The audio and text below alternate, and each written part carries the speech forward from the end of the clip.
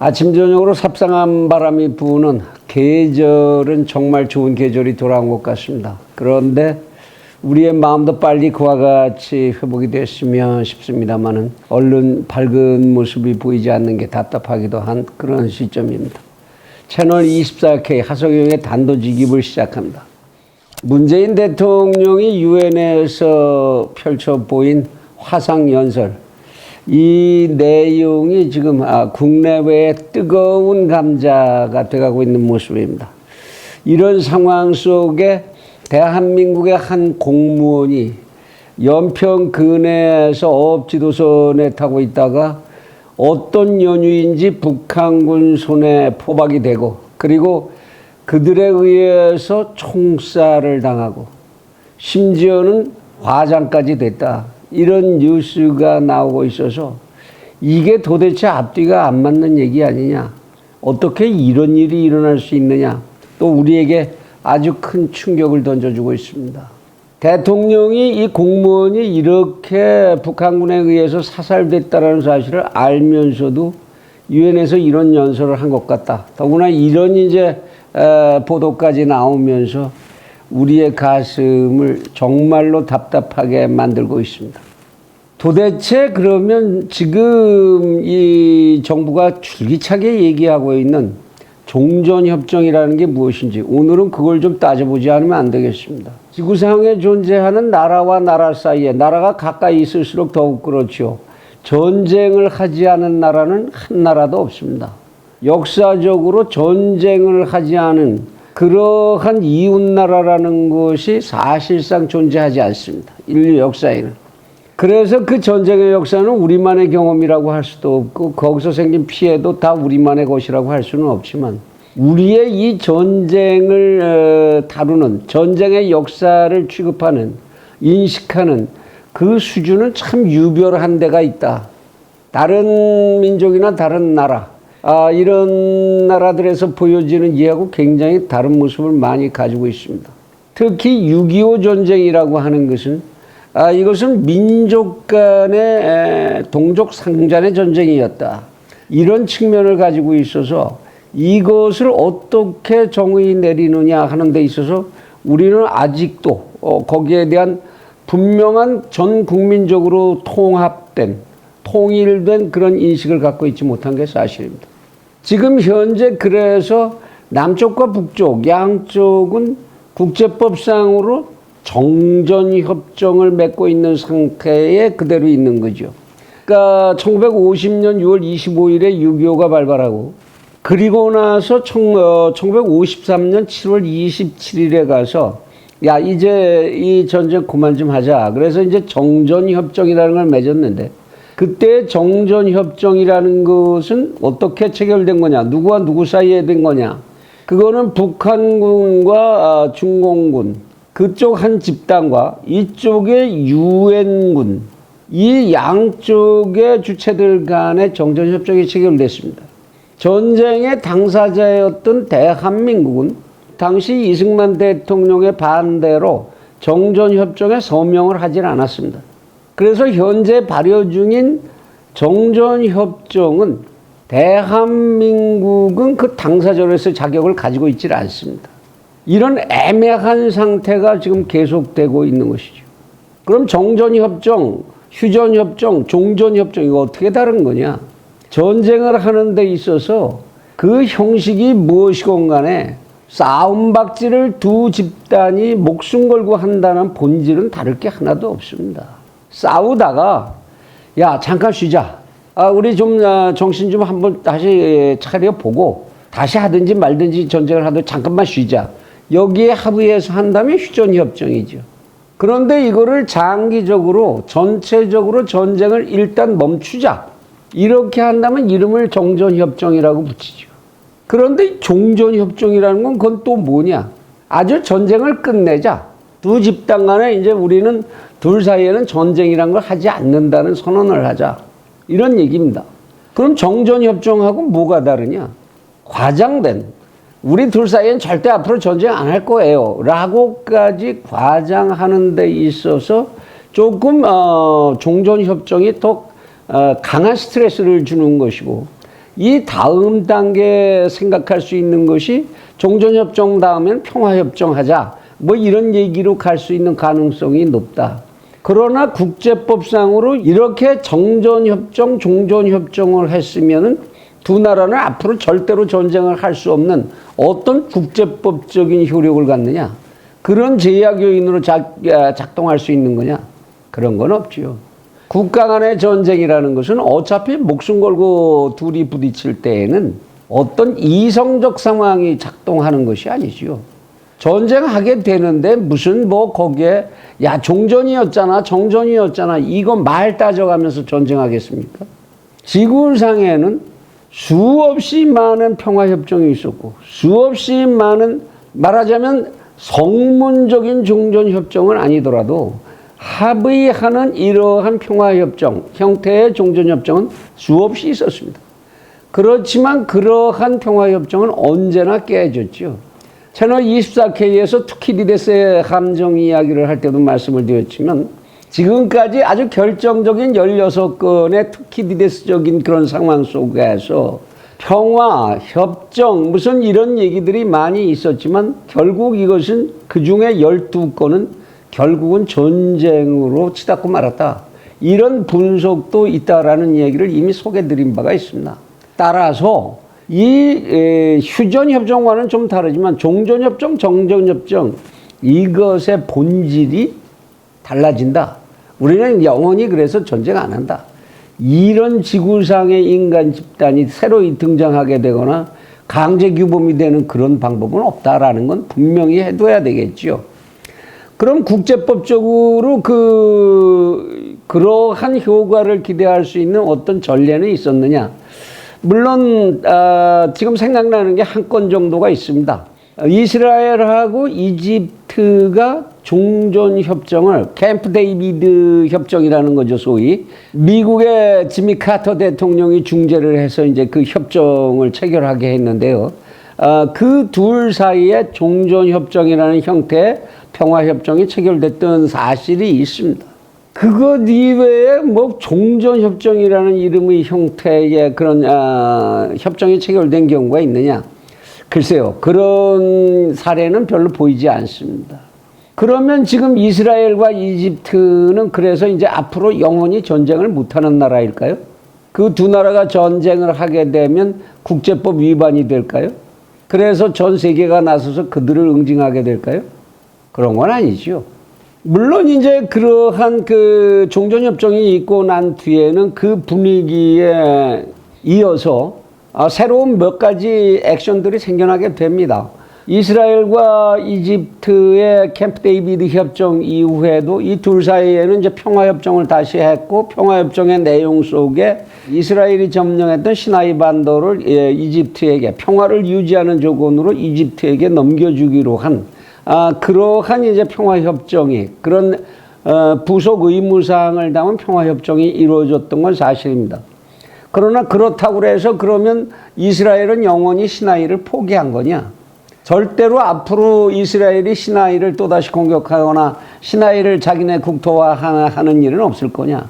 시나이는 이스라엘의 성지입니다. 과연 이러한 협정이 얼마를 유지할지는 누구도 모르는 거지요. 그런데 우리 정부는 왜 이렇게 서둘러서 이 시점에 또다시 북측에서 핵을 포기하지도 않고 군사력을 포기하지도 않고 엄청난 이 군사력 증강을 연일 계속하고 있고 ICBM 발사 실험이 곧 목전에 있을 거라는 국내외의 보도가 나오고 있고 그리고 개성 연락사무소를 폭파해버리는 이런 만행을 자행하고 대한민국 국민을 사살하고 이런 상황 속에서까지 이 정부가 종전협정을 서두르고 밀어붙이려고 하는 이유는 뭘까? 그 속내는 정말 무엇일까? 이것이 궁금하지 않을 수가 없습니다. 그래서 만일 우리가 지금 종전협정을 한다면 그 속내를 들여다보기 위해서 종전협정을 한다면 어떤 일들이 이어지게 될까를 짐작해 보는 것이 필요하다고 생각이 됩니다. 우선 우리가 종전협정을 사실상 이 정부의 힘에 의해서 그렇게 될지도 알 수 없습니다만은 진행하게 됐을 땐 어떤 현상이 일어나겠느냐는 겁니다. 먼저 무엇보다도 제일 먼저 생각할 수 있는 것이 이제 이 땅에 전쟁은 없다. 동포 간의 민족 간의 전쟁은 없다. 이렇게 되면 당장 제일 먼저 전쟁이 없다라는 것을 실현할 수 있는 의지를 보여야 되겠죠. 무언가를. 그러면 제일 먼저 북측에서 요구가 나올 건 뻔한 얘기입니다. 한미 군사훈련 당장 중지해라. 그 다음에 아마 나간다면 미군은 철수해라. 왜 전쟁이 없는 한민족이 국가 대 국가로 종전을 협정한 상태에서 외국군이 주둔하느냐. 그 다음에 요구할 수 있는 것이 아마 한국군의 무력 증강, 이상한 전투기들 자꾸 만들고 사들이고 그러려고 그런다는데, 또 신형 미사일 자꾸 개발하려고 그런다는데, 그런 거 하지 마라.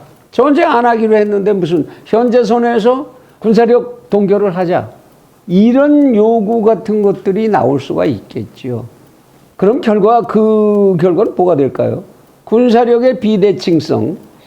북측은 핵을 가지고 있는 상태고, 이쪽은 미군도 나가야 되고, 그리고 군사력 증강도 더 이상 할 수 없고, 한미 합동훈련 같은 건 생각도 못하고, 인도 태평양 방어 라인에 만일 한국이 들어간다, 이런 건 불가능해지겠죠. 그러면 어떻게 될까요? 이것보다 그런데 더 중요한 문제가 있습니다.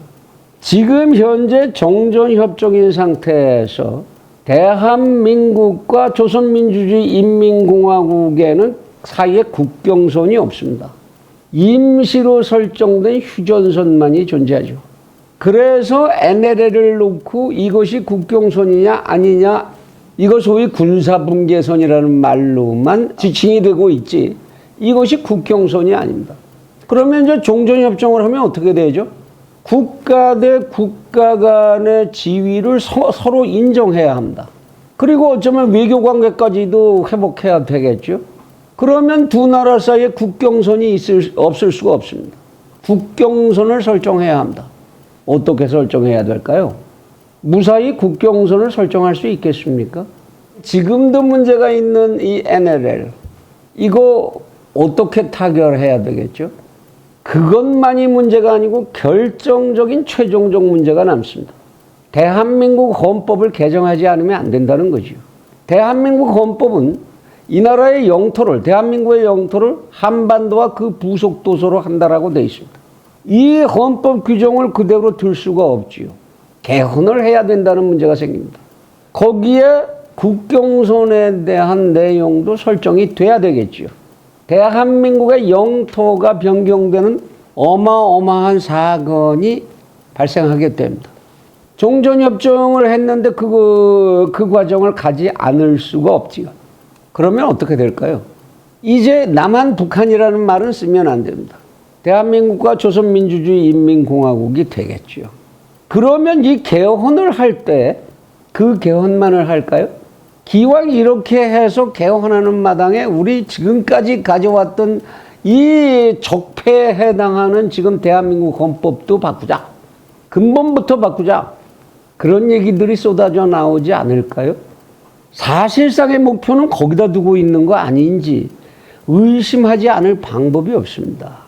물론 이 얘기가 현실적인 얘기가 되려면 넘어야 하는 법률적인 고비도 몇 개 있겠지요. 과연 종전협정의 당사자 자격을 대한민국이 가질 수 있느냐? 사실상으로는 당연히 가질 수 있어야 하겠지만 미묘한 국제법적인 해석도 따라야 하고, 그리고 여기서 유엔인 전부가 유엔 사령부 자체가 해체돼야 한다라는 문제, 이 문제를 넘어서기도 상당히 그렇게 쉬운 문제만은 아닐 수 있을 겁니다.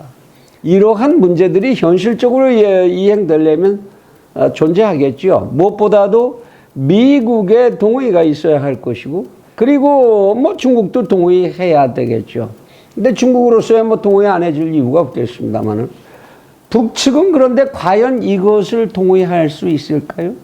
북측이 글쎄요, 이것을 동의할 수 있을지도 사실은 의문입니다. 김정은이라고 하는 이 체제, 김일성부터 김정은까지 이어지는 김씨 왕조 체제가 그대로 유지되려면 대한민국과 미국이라는 공격 타겟가 존재해야 하는 거지요. 그래야만 그것을 공격하는 명분으로 북쪽의 국민들을 옥죄고 누르고 앉아있을 명분을 가질 수 있을 테니까 그런 거지요. 과연 글쎄요, 그렇게 변화를 그쪽도 할 수 있을지 그건 모르겠습니다. 더욱이 종전협정을 한다 그러면 북측이 이쪽에 요구하는 사항만 들을 수는 없다라는 그런 또 대의 명분이 생길 테니까, 그럼 북측 너희는 핵을 포기해라라는 얘기를 이쪽에서는 반드시 해야 되는 것이고, 그것이 관철돼야 한다는 문제도 남겠죠. 과연 김정은이라고 해서 이 정부의 이 제안에 쉽게 동의할 수 있을지는 모르겠습니다. 그러나 그것이 어떻게 넘어야 하는 현실적인 벽이 크다고 하더라도 현재 이 정부가 왜 이것을 주제에다 갖다 놓고 이것으로 국민들의 눈길을 전부 몰아가느냐, 여기에 대한 분석이 야당으로부터는 치열하게 나와야 합니다. 그리고 이것이 개헌이라고 하는 대목으로 이어질 수 있는 것인지에 대한 명백한 분석을 해내야 하겠지요. 이것은 국가의, 대한민국이라는 국가의 존망에 관한 문제가 됩니다. 헌법을 바꿔야 되는, 영토의 조건을 바꾸는 헌법을 바꿔야 되니까 그 대한민국의 존망을 다루는 그러한 심각한 문제라는 인식을 가지고 몸과 마음 모두를 던져 넣어야 할 과제가 아닌가. 그런 생각을 야당이 지금 해주고 발빠르게 그와 같은 분석을 국민들에게 알려주고 국민들과 공유하고 대한민국을 지키기 위한 길을 제안하고 보여줘야 되는 그런 시점이 아닌가 싶습니다. 대한민국은 온전하게 한반도를 대표하는 유일 합법 국가로 남아야 합니다. 그것을 유지시키는 것, 그것을 달성하는 것, 그것이 바로 대한민국을 지키겠다라고 나선 소위 애국시민 세력들의 최종적 목표여야 하지 않겠나 싶습니다. 참 의지하고 싶은 생각이 나지도 않습니다만 국민의힘 정신 좀 차려주기 바랍니다.